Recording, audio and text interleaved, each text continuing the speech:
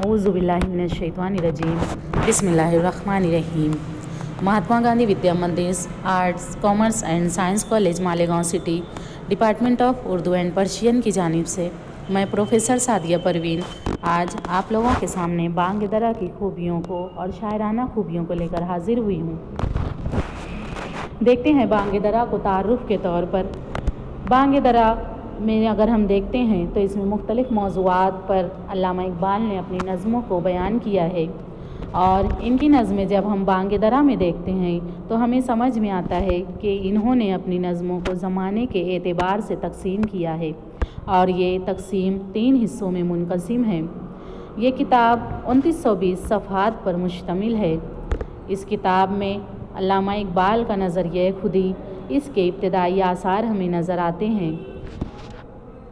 ज़माने के एतबार से तकसीम की गई इस किताब में दौर अव्वल में अगर हम देखते हैं तो इसमें हमें अल्लामा इकबाल के नज़रियात में कौमी और मिली शायरी देखने को मिलती है और ये दौर तालिब इल्मी के ज़माने से लेकर 1905 तक की नज़मों पर मुश्तमिल है।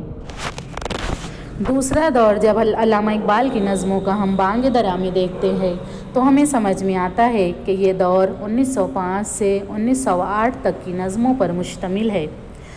ये अरसा उन्होंने हिंदुस्तान से बाहर गुजारा था। इसी तरह से तीसरा दौर जो दौर सुवम कहलाता है, इसमें अल्लामा इकबाल ने 1908 से लेकर आखिरी उम्र तक की शायरी में अपने इस्लामी ख़यालात और अकायद को वाज़े किया है। बांग दरा की मकबूलियत के असरात। बांग दरा सबसे ज़्यादा मशहूर किताब है, या ये मान लिया जाए कि अल्लामा इकबाल की शोहरत का संग बुनियाद बांग दरा है तो बेजा ना होगा। बांग दरा 1924 में पहली मरतबा शाये की गई। बांग दरा की मकबूलियत के असबाब। सबसे पहली वजह इसकी ये है कि बांग दरा अल्लामा इकबाल ने उर्दू ज़बान में लिखी है। उर्दू ज़बान में होने की वजह से उन्होंने ज़बान के अल्फाज आसान और आम फहम इस्तेमाल किए हैं।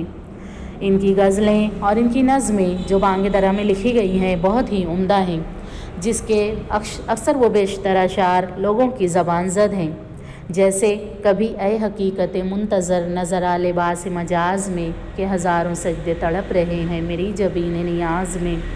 इसी तरह से इनकी कुछ नज़में वतन दोस्ती पर भी बांग दरा में मौजूद है, जिसमें सारे जहां से अच्छा हिंदो सिता हमारा, हम बुलबुलें हैं इसकी ये गुल सिता हमारा शामिल है। इसी तरह से अंजुमन हिमायत इस्लाम लाहौर के जलसे में अल्लामा इकबाल ने अपनी नज़म सुनाई थी, जिसका मिसरा था कि मोती समझ के शान करीमी ने चुन लिए क़तरे जो थे मेरे अर्क अनफ़ाल के।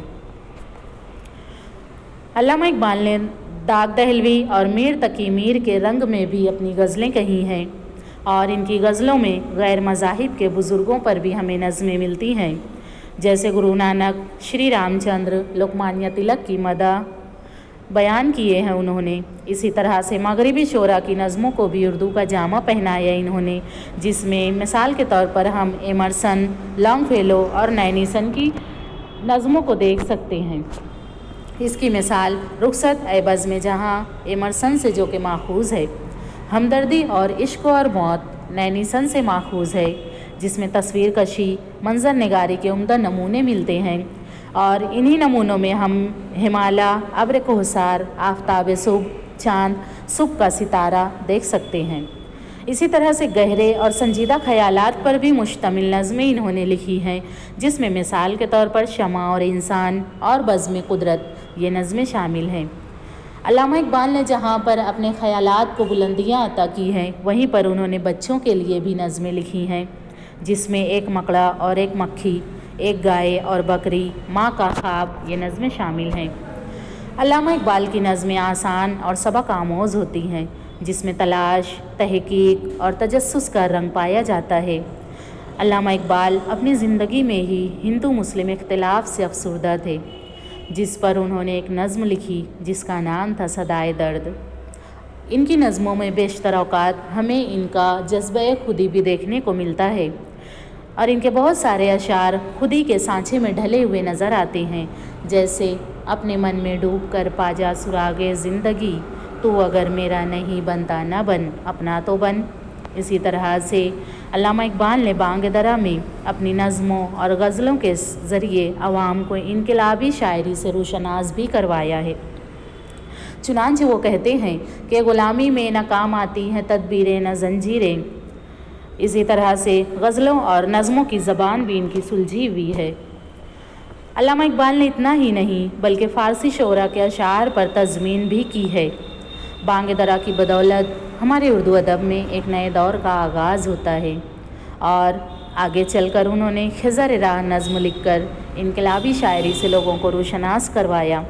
مظلوموں اور مزدوروں کی حمایت میں بھی انہوں نے آواز اٹھائی اور شاعری کی، اور یہی وجہ ہے کہ اردو ادب میں علامہ اقبال زندہ جاوید ہو گئے۔